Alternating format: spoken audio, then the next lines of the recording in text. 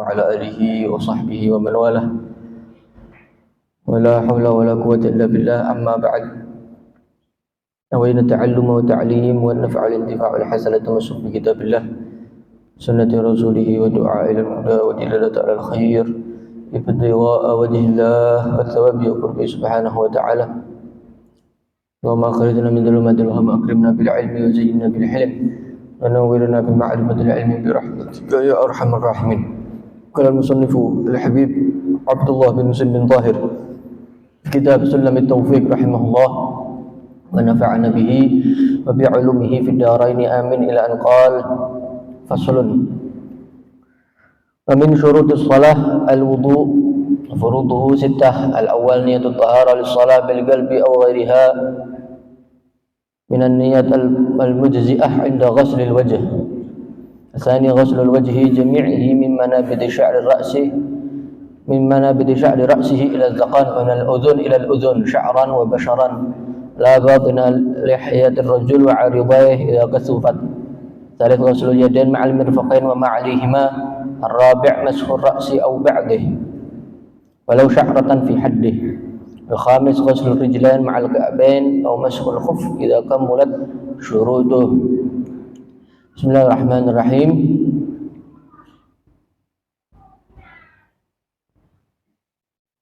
Melanjutkan kajian fikih dalam kitab Sulamut Taufik. Jadi sebelumnya telah dijelaskan oleh beliau Habib Abdullah bin Muslim bin Tahir mengenai kewajiban bagi orang tua untuk mendidik anaknya, memerintahkan anaknya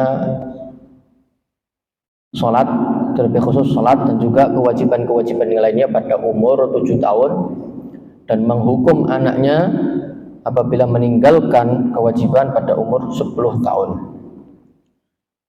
Dan itu kewajibannya kemarin kita bahas adalah fardu kifayah, diwajib. Kalau anaknya sudah umur 7 tahun, subuh harus dibangunin. Kalau nggak dibangunin, bapaknya berdosa. 7 tahun dengan syarat sudah tamyiz. Nah, itu sudah kita bahas. Kemudian termasuk syaratnya sholat adalah al-wudu, wudu. Ini termasuk syarat. Maka sholat kalau nggak punya wudu, ya nggak sah sholatnya.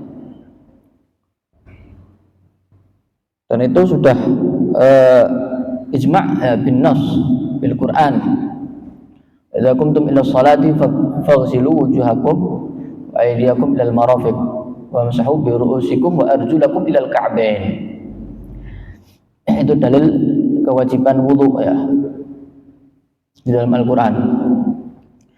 Jadi termasuk syarat salat adalah wudu. Nah, furuduhu 6. Kata Habib Abdullah bin Muslim bin Tahir, rukunnya wudu ada 6. Al-awwal, yang pertama, niyatut taharah, niat bersuci lis-shalah bil qalbi aw ghairiha min an-niyat al-mujzi'ah 'inda ghusl wajh. Niat di dalam hati. Niatnya bagaimana? Niatnya paling minimal niatnya nawaitul wudu. Itu sudah cukup. Paling sempurna nawaitul wudu'a li raf'il haditsil asghar mustaqbil kiblati lillahi ta'ala. Karena wudu disunahkan ngadep kiblat. Wudu disunahkan menghadap kiblat. Niatnya kapan? Niatnya di mana? Di dalam hati. Maka tidak cukup kalau niatnya diucapkan, hanya diucapkan saja nawaitul wudu, tapi hatinya nggak ada niat di dalam hatinya, maka tidak cukup, nggak sah wudunya. Kalau nggak sah wudunya, sholatnya juga tidak sah. Niat itu di dalam hati, baik wudu ataupun ibadah yang lain yang diwajibkan niat ada di dalam hati tempatnya. Waktunya kapan? Kalau untuk wudu niatnya adalah ketika membasuh wajah. Jadi niatnya ketika membasuh wajah. Maka kalau niatnya ketika membasuh tangan, maka nggak dianggap wajahnya, nggak dianggap tidak sah, berarti harus diulangi lagi, harus diulangi dari awal. Ini niat inda ghusl wajhi, niat untuk itu ketika membasuh wajah. Jadi ketika membasuh wajah nawaitul wudu. Ya, ketika air mengenai wajah, disitulah niat.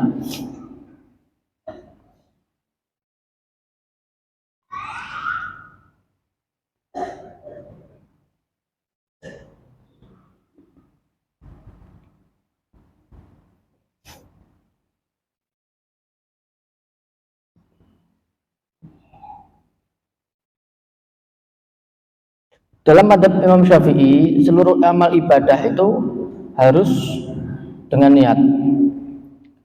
Dalilnya innamal a'malu binniyat. Amal ibadah harus didasari dengan niat. Jadi Imam Syafi'i kemudian mengambil dalil seluruh amal ibadah, tapi bukan semuanya ya. Rata-rata amal ibadah itu wajib niat. Salat, wudu, puasa, zakat, dan ibadah-ibadah yang lainnya. Namun ada beberapa yang tidak diwajibkan niat. Ada beberapa ibadah yang tidak diwajibkan niat, seperti sedekah. Kalau sedekah nggak perlu niat, tapi kalau zakat wajib niat.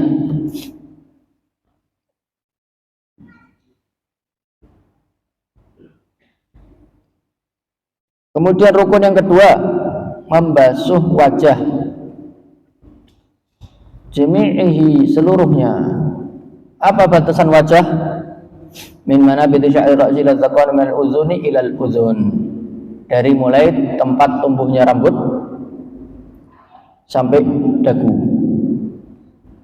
Ini secara memanjang ya, secara melebar dari telinga ke telinga ya, dari telinga kanan ke telinga kiri. Adapun telinga itu bukan wajah, dan telinga itu bukan kepala. Ini menurut Imam Syafi'i ya. Telinga bukan wajah dan telinga bukan kepala. Ya. Jadi tidak masuk wajah telinga itu. Makanya sunahnya sendiri. Nanti kan kesunahan mengusap telinga kan sendiri setelah mengusap kepala. Nah, itu adalah batasan wajah, dari tempat tumbuhnya rambut kepala sampai dagu. Ya.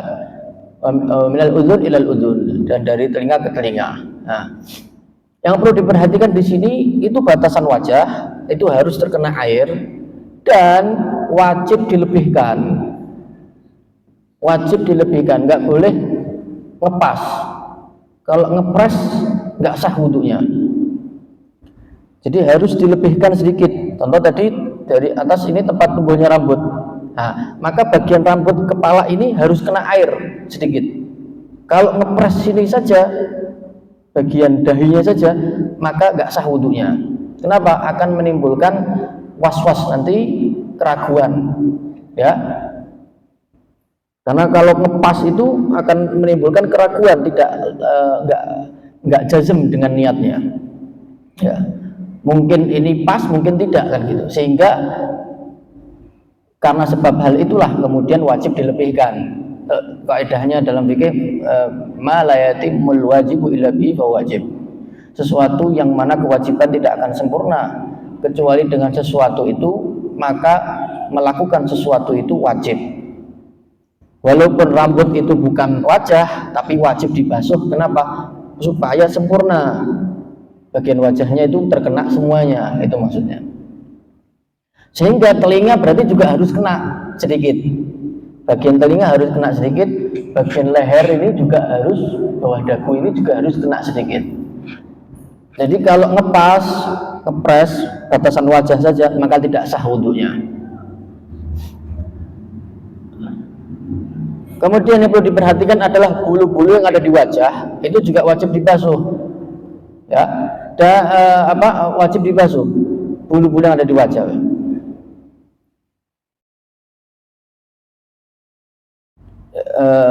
Dari alis, bulu mata, ya, kumis, jenggot, jambang, godek, ya, itu wajib dibasuh luar dan dalamnya, zahir dan batinnya, bagian luar dan bagian dalamnya, kecuali jenggot dan jambang yang tebal. Jenggot dan jambang laki-laki yang tebal, maka hanya cukup membasuh zahirnya saja, bagian luarnya saja, tidak perlu menyela-nyelainya.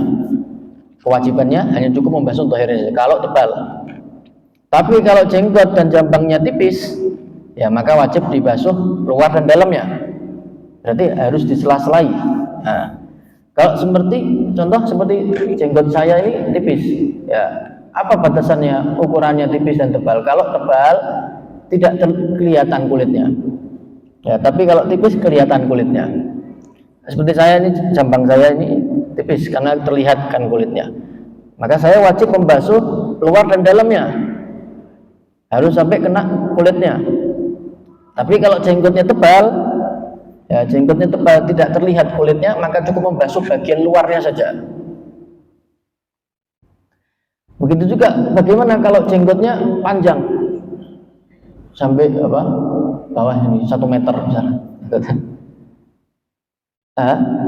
Maka menurut ulama Imam Romli dalam kitab Nihayatul Muhtaj, wajib membasuh zahirnya saja, bagian bawahnya, bagian luarnya saja.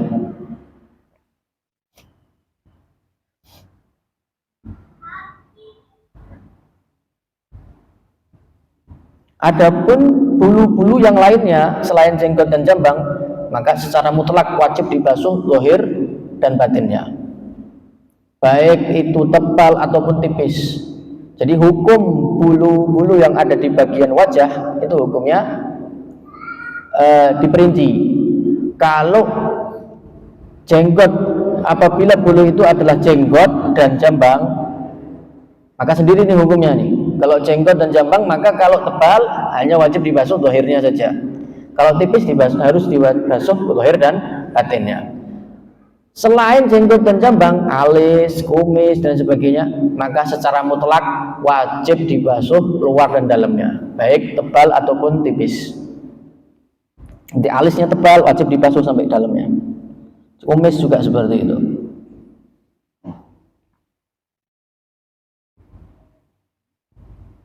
Kemudian yang perlu diperhatikan bagi perempuan, biasanya ketika wudhu godeknya ditaruh di belakang telinga, sehingga ketika wudhu nggak kena itu godeknya, karena panjang rambutnya kan, jadi godeknya ditaruh di belakang sini, ya, sehingga ketika membasuh wajah nggak kena ini godeknya nih, padahal godek tadi bagian wajah harus terkena air, nah, maka tidak sah. Itu yang perlu diperhatikan bagi perempuan, ya. Itu bagian bulu-bulu yang ada di wajah harus terkena air, harus dibasuh dengan air. Nah, itu bagian wajah.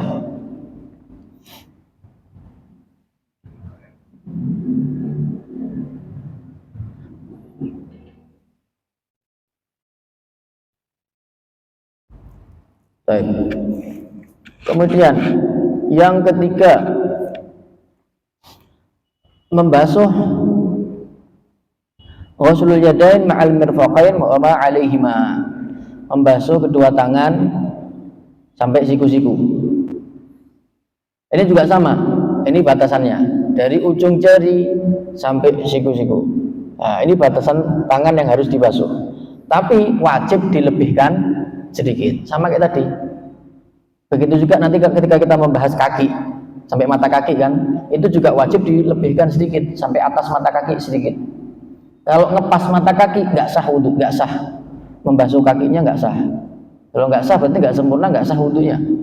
Sama siku-siku ini sampai siku-siku kan wajib dilebihkan sedikit bagian atas, ya, lengan atas sedikit, ya, wajib dibasuh sedikit atas bagian atasnya.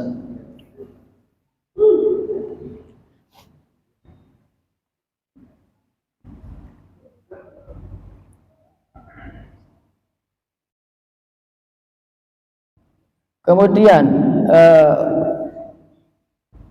ada suatu masalah yang berkaitan dengan membasuh tangan, itu adalah kuku. Kuku itu juga bagian dari tangan, sehingga juga wajib dibasuh. ya, khususnya di bagian ujung kuku itu ya, itu harusnya terkena air, diperhatikan ya. Makanya ini dari wudhu ini kita diajarkan untuk menjaga kebersihan dan apa namanya, maka ketika kuku itu kotor, ya, kalau kukunya kotor ada 3 pendapat. Kuku kalau kotor itu ada 3 pendapat. Pendapat yang pertama, secara mutlak kotoran itu mencegah masuknya air sehingga harus dihilangkan. Ini pendapat yang pertama. Pendapat yang kedua, yang paling ringan ini. Kotoran tersebut tidak mencegah masuknya air sehingga tidak perlu dihilangkan. Pendapat yang ketiga, tengah-tengah. Kalau kotorannya itu dari luar, dari tanah, ya habis nukang misalkan ya, kuli bangunan, ya, maka mencegah masuknya air, harus dihilangkan. Tapi kalau kotoran itu bukan dari luar, maka dari dirinya sendiri, dari keringatnya, ya, dari keringatnya misalkan, maka tidak mencegah masuknya air sehingga tidak perlu dihilangkan. Dari 3 pendapat itu, maka yang lebih baik dihilangkan, ya, supaya keluar dari perbedaan pendapat. Nah, itu makanya Islam mengajarkan untuk menjaga kebersihan. Sunnah juga memotong kuku, jangan kuku dipelihara, kukunya dipanjangkan, ya.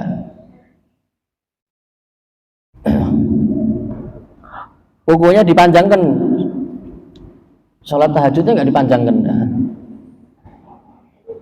Itu bukan merupakan sunnah Nabi memanjangkan kuku, ya. Bahkan makruh hukumnya kalau sampai panjang dan tidak memotongnya sampai melebihi 40 hari, itu makruh. Begitu juga kumis, ketika sudah menutupi bibir atas, nah maka sangat ditekankan kesunahan, ya, sunnah muakkadah untuk merapikannya. Kalau ditunda sampai 40 hari makruh hukumnya. Itu bagaimana Islam mengajarkan menjaga kebersihan.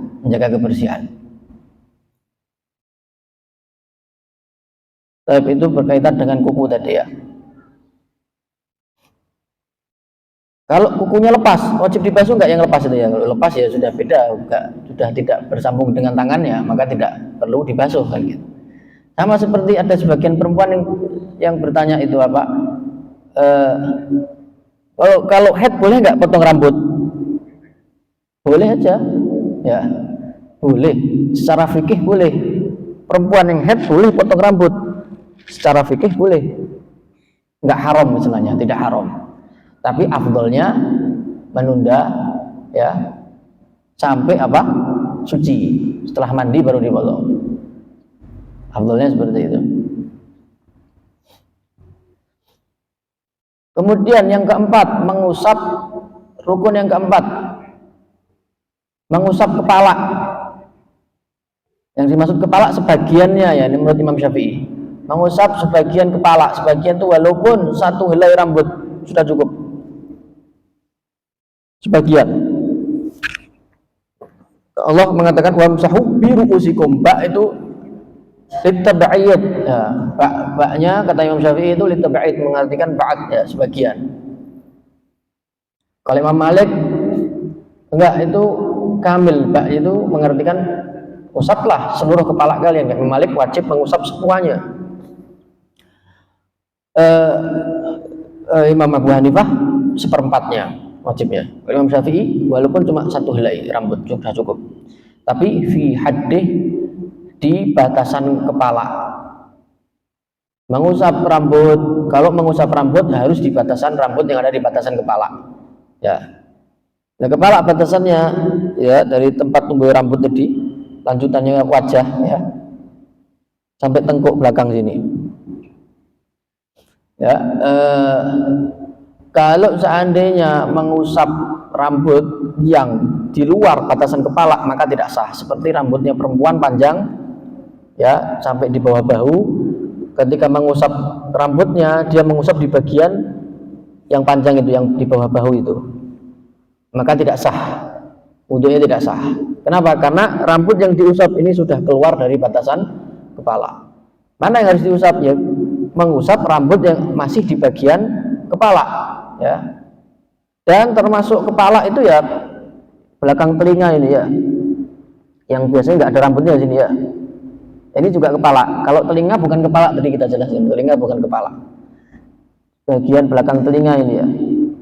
Nah, jadi cukup kalau mengusap bagian sini aja cukup. Yang enggak, biasanya nggak ada rambutnya di bagian belakang sini ya. Sudah cukup. Seperti rambutnya laki-laki panjang juga seperti itu ya. Kalau di bagian depan sini ya, maka ketika dijulurkan ke depan, ya, kalau di bagian depan berarti caranya untuk mengetahui keluar atau tidak dijulurkan ke depan. Ya, kalau sampai keluar batasan kepala, maka mengusap di bagian sini, misalkan sampai sini panjangnya. Dia mengusap kepalanya, mengusap rambutnya di bagian sini, maka tidak sah. Walaupun kalau dijulurkan ke belakang masih di batasan kepala. Ya. Kalau rambutnya di bagian depan, cara mengetahui dengan dijulurkan ke depan. Kalau rambutnya di belakang, maka cara mengetahui dengan dijulurkan ke belakang. Gitu. Agak.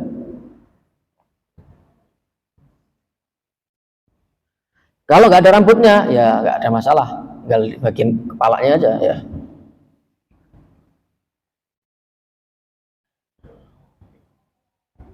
Yang kelima, rukun yang kelima, membasuh kaki, kedua kaki sampai mata kaki. Ini juga sama tadi, batasannya sampai mata kaki, wajib dilebihkan sedikit. Kalau membasuhnya cuma sampai mata kaki saja, tidak sah. Harus dilebihkan sedikit, melebihi dari mata kaki, atas bagian atasnya ya.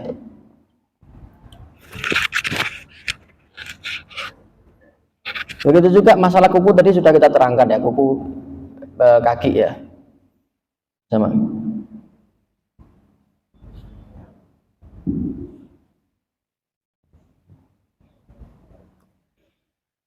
Ya Allah. Kemudian yang keenam adalah at-tertib, harus berurutan. Dari pertama membasuh wajah, kemudian membasuh tangan, mengusap kepala, kemudian baru membasuh kaki.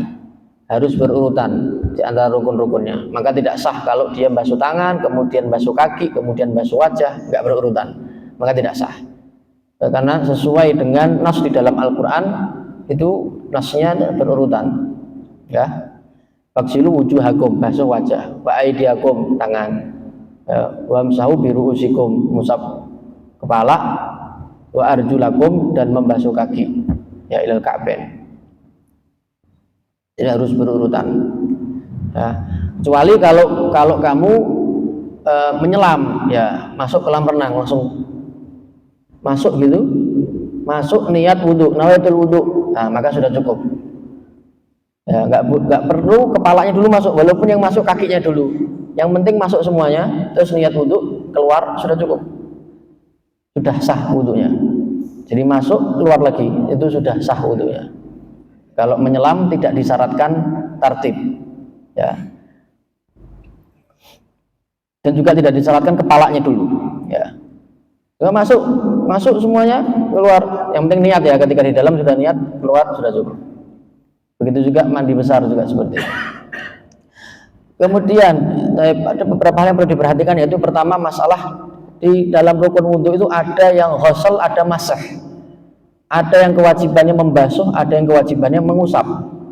Ya, beda antara membasuh dan mengusap. Yang namanya membasuh itu adalah jaroyanul ma, ya, atau sayalanul ma lil udwi, mengalirkan air ke anggota tubuh, itu namanya membasuh. Kalau al-masah itu usulul balal, yang penting basah, ya, mengusap, ya. Jadi kalau untuk wajah, tangan, dan kaki kewajibannya harus membasuh. Yang kewajiban mengusap cuma satu saja, yaitu kepala, ya. Di dalam membasuh itu berarti harus mengalirkan air. Maka tidak cukup kalau pakai es batu diusapkan di wajah kamu seperti ini walaupun basah, ya nggak cukup karena itu bukan membasuh namanya, mengusap. Atau kamu tempelkan air gitu ya, di bak mandi kamu tempelkan gini, ya, kemudian diusapkan di wajah. Itu juga bukan namanya, bukan membasuh, namanya mengusap itu. Nah, juga tidak sah. Terus bagaimana? Ambil air, dialirkan, nah, seperti itu, dialirkan. Atau langsung dari kerannya juga boleh. Ambil air, kemudian dialirkan ke wajahnya, tangan, dan kaki.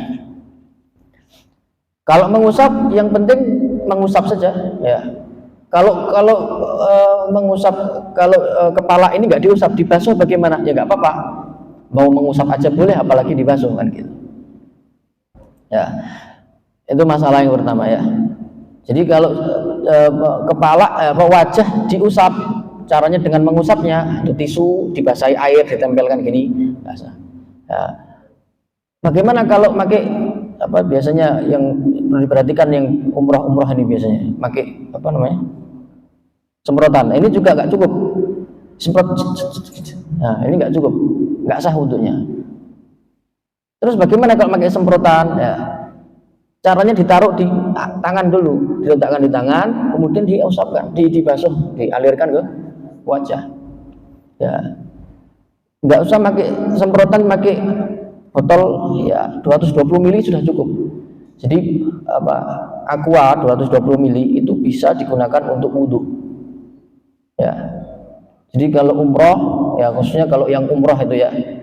Jadi kalau kejauhan, kalau misalkan kamar mandi, tempat wudhu, ngantri misalkan, cukup bawa aqua itu aja, itu bisa. Zaman tadi caranya saya praktekkan nggak bisa, ini basah. Nggak bisa ya, ada ember nggak bisa.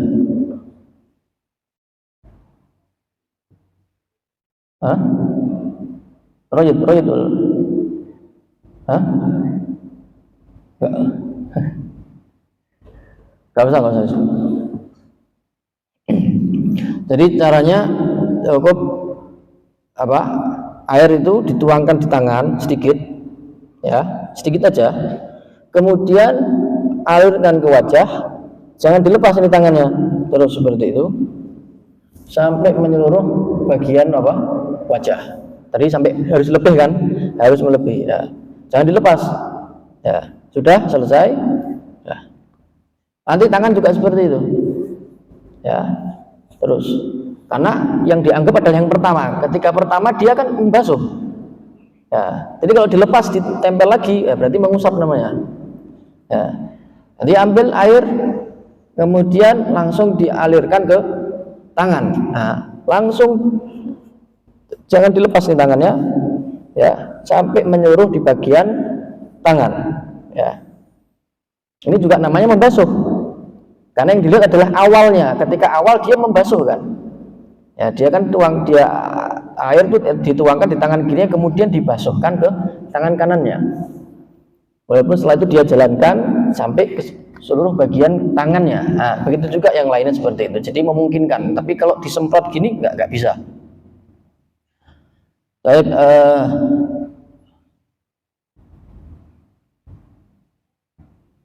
lagi.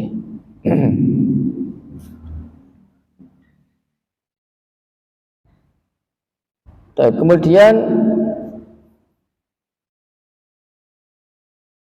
masalah berikutnya adalah tinta biasanya habis coblosan itu ya. Nah, itu bisa mencegah masuknya air, harus dihilangkan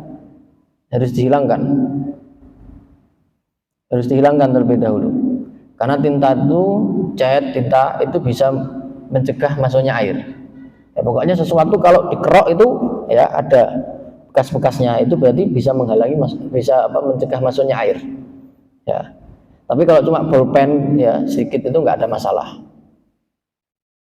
Bertinta ya, itu kalau dikerok-kerok kan ada itu, ya. Nah, ini harus dihilangkan, ya. Kalau nggak dihilangkan nggak sah wudhunya, ya.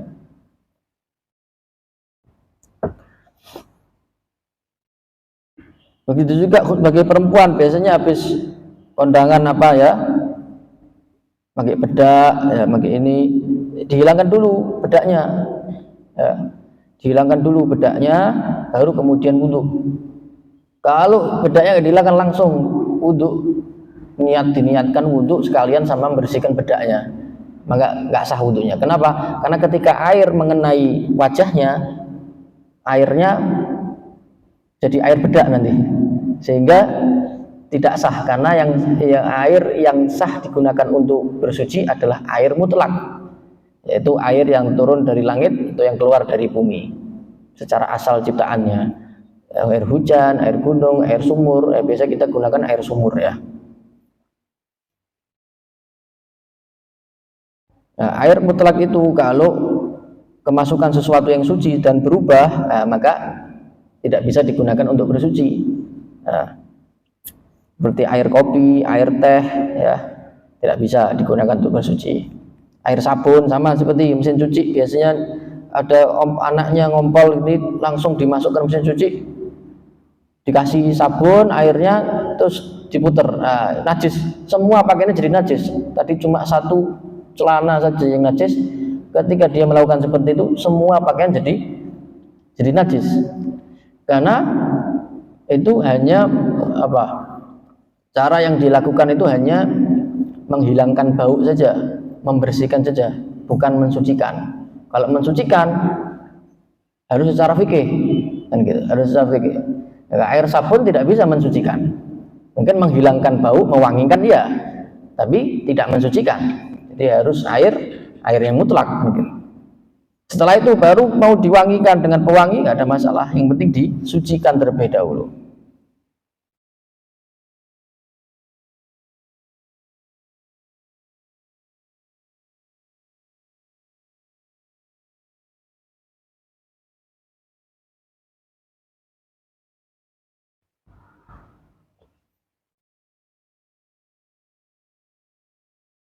Wallahu a'lam bishawab.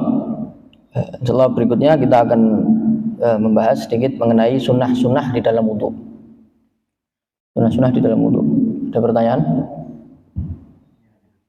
Bagaimana kalau ada seseorang melihat tangannya atau kakinya itu palsu atau kaki palsu? Apakah ada penjelasan? Nah, kalau tangan palsu, kaki palsu berarti bukan tangan, ya, bukan tangan asli, maka tidak wajib, ya, bahkan nggak sunnah juga, kan gitu. Ya, sehingga tidak perlu dibasuh air. Ya, kalau misalkan tangannya nggak ada, misalkan ya, nasallahu wassalamah,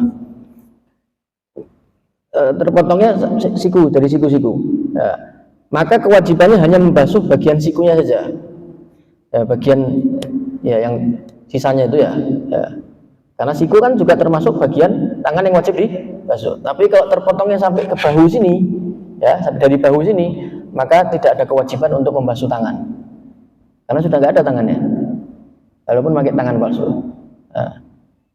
nggak ada kewajiban. Tamam. Gimana?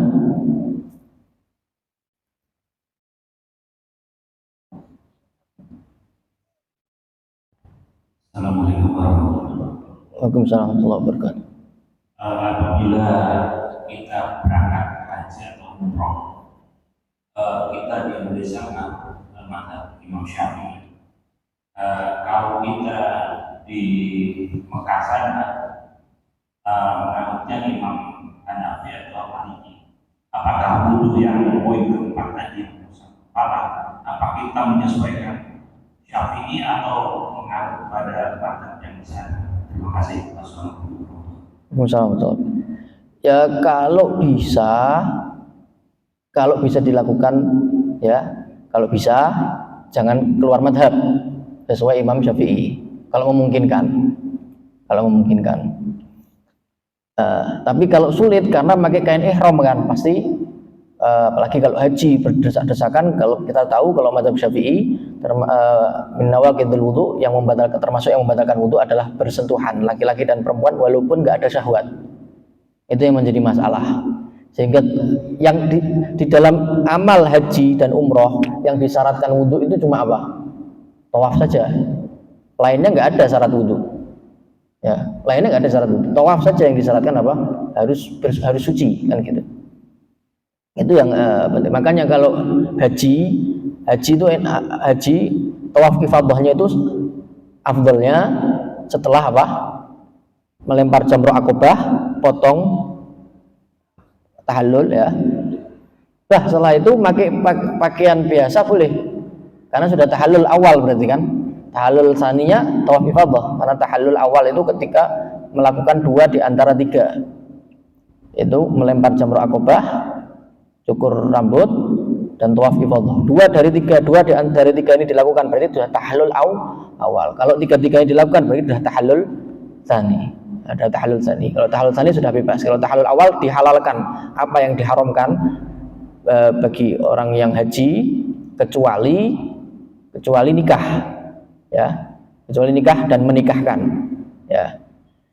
Kalau tahallul tsani ya sudah halal, sudah bebas 100%, ya.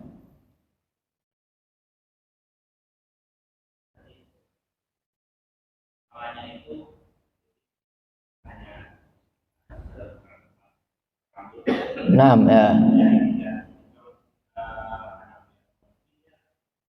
ya Hanafi 1/4.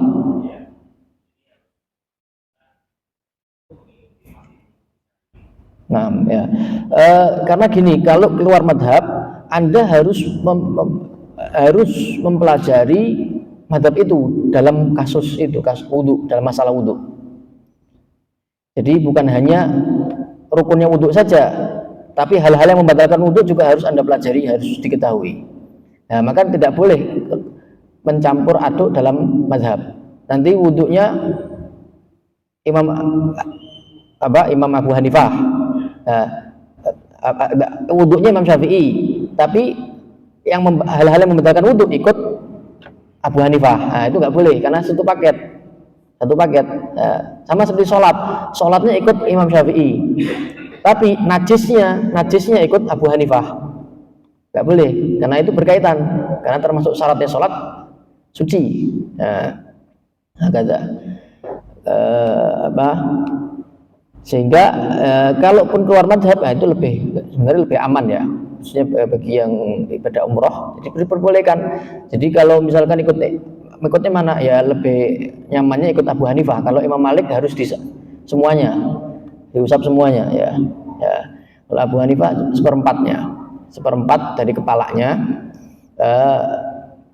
dan kalau dalam madhab Abu Hanifah tidak membatalkan wudhu apabila bersentuhan, tidak membatalkan wudhu walaupun syahwat, ya. Jadi yang membatalkan wudhu jima, ya, Abu Hanifah. Kalau nggak jima nggak batal wudhunya. Nah, kecuali kalau kentut, ya beda lagi. Ya. Kalau Imam Malik batal wudhunya dengan syarat syahwat, bersentuhan ada syahwat baru batal. Imam Syafi'i syahwat ataupun tidak batal. Nah, itu perlu diperhatikan di situ, ya. Dan itu syaratnya cuma di dalam tawaf kan, syarat bersuci kan, ya. Kalau bisa dihindari ya lebih baik tidak keluar madhab. Tapi kalau misalkan nggak bisa ya keluar madhab, ikutnya Abu Hanifah nggak ada masalah. Tapi juga harus memperhatikan kalau ngikut Abu Hanifah harus ikut satu paket dalam masalah itu, ya, dalam masalah itu, ya.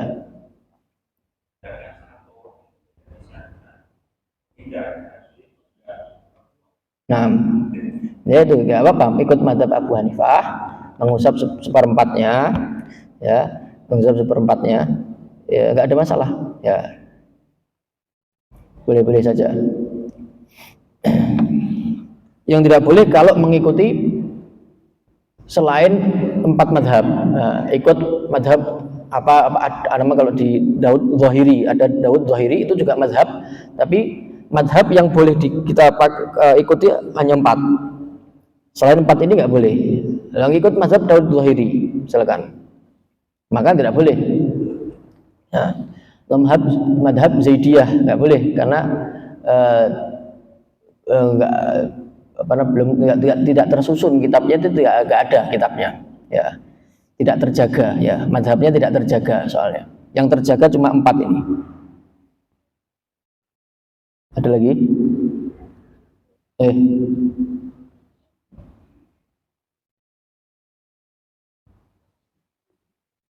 Assalamualaikum. Insyaallah. Terima kasih Pak Ustaz mengenai wudhu. setelah membaca doa itu, lalu kita itu di dalam hati tadi, ya Allah mohon bersihkan hati pada saat mencuci tangan. Lalu mohon lagi, ya Allah berilah kami mohon rahmat, hidayah, inayah, bimbingan petunjuk dan petunjuk. Lalu pada saat mencuci tangan ini, ya Allah berilah kemudahan kami menerima catatan amal yang di sebelah kanan. Setelah itu berbasuh rambut, pokok Allah diberikan kemudahan di dalam mempelajari ilmu agama, masukkan ke dalam orang-orang yang soleh, orang-orang yang tawadu, orang-orang yang dermawan, bisa menjaga mata, telinga, mulut, pikiran dan tindakan. Setelah itu cuci kaki. Ya biasanya seperti itu, ya mudahkanlah kaki ini menuju ke tempat yang baik. Itu bagaimana setelah selesai dari mengucap doa setelah menurut Imam Ghazali sunnah. Menurut Imam Ghazali itu sunnah. Ya, ada doa-doa ya, ketika membasuh anggota wudhu. Ya, tapi ada doa-doa khusus itu ya. Ya. Tapi kalaupun jenengan doa itu dalam hati, ya maka itu para ulama mengatakan nggak ada masalah. Ya, dengan doa itu kan harus dilafadzkan. Ya, kalau melafadzkannya itu ada khilaf. Imam Ghazali bilang sunnah, tapi ulama yang lain makruh. Karena berbicara ketika wudhu makruh.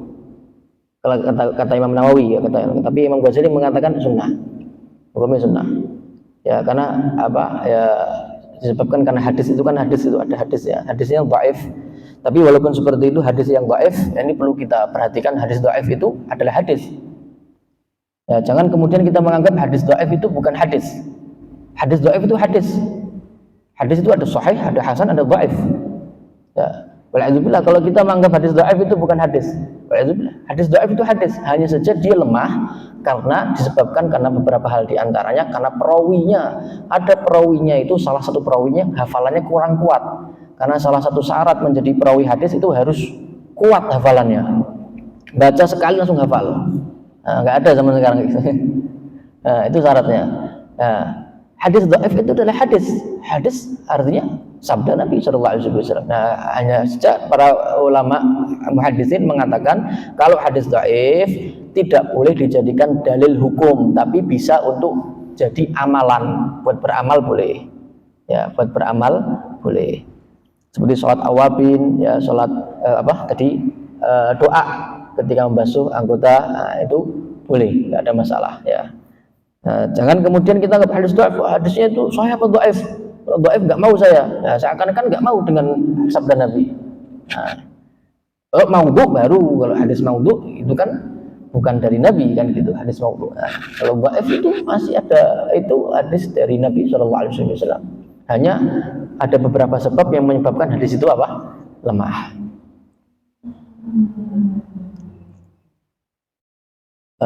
Ada lagi?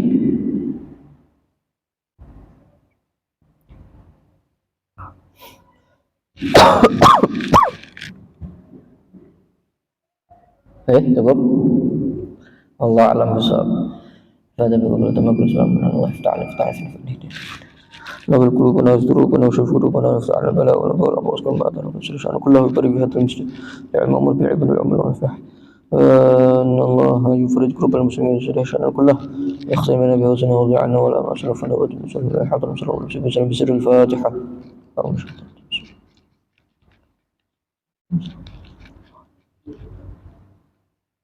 الضالين آمين ربنا تقبل منا إنك أنت السميع العليم تب علينا إنك تواب رحيم برحمتك يا أرحم الراحمين صلى الله عليه وسلم والحمد لله رب العالمين.